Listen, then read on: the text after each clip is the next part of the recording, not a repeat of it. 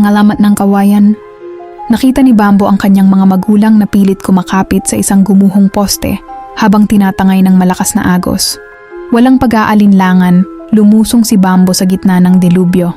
Sa bawat hakbang niya sa malalim na tubig, naramdaman niya ang isang kakaibang pagbabago.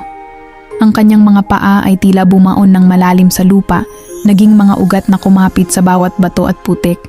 Ang kanyang katawan ay humaba at tumigas. Naging isang matayog at lunti ang haligi na humarang sa malalaking troso at basura na sana ay tatama sa kanyang mga magulang. "Nay, Tay, kumapit kayo." Ang huling sigaw na narinig mula sa kanyang labi bago siya tuluyang naging bahagi ng kalikasan. Unti-unting nawala ang anyong tao ni Bambo. Ang kanyang balat ay naging makinis at lunti ang balat ng isang halaman.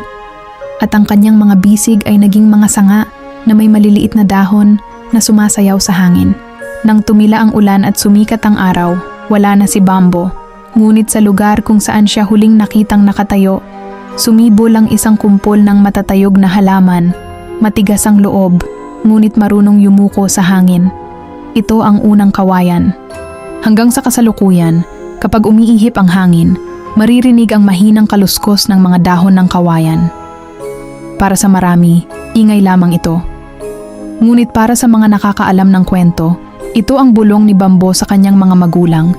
Isang paalala na ang tunay na pag-ibig at katatagan ay hindi kailanman nababali, gaano man kalakas ang bagyong dumarating sa buhay. Gininto ang aral. Ang kawayan ay simbolo ng Pilipino. Matatag, mapagmahal sa pamilya, at marunong makibagay sa agos ng buhay nang hindi nawawala ang sariling dangal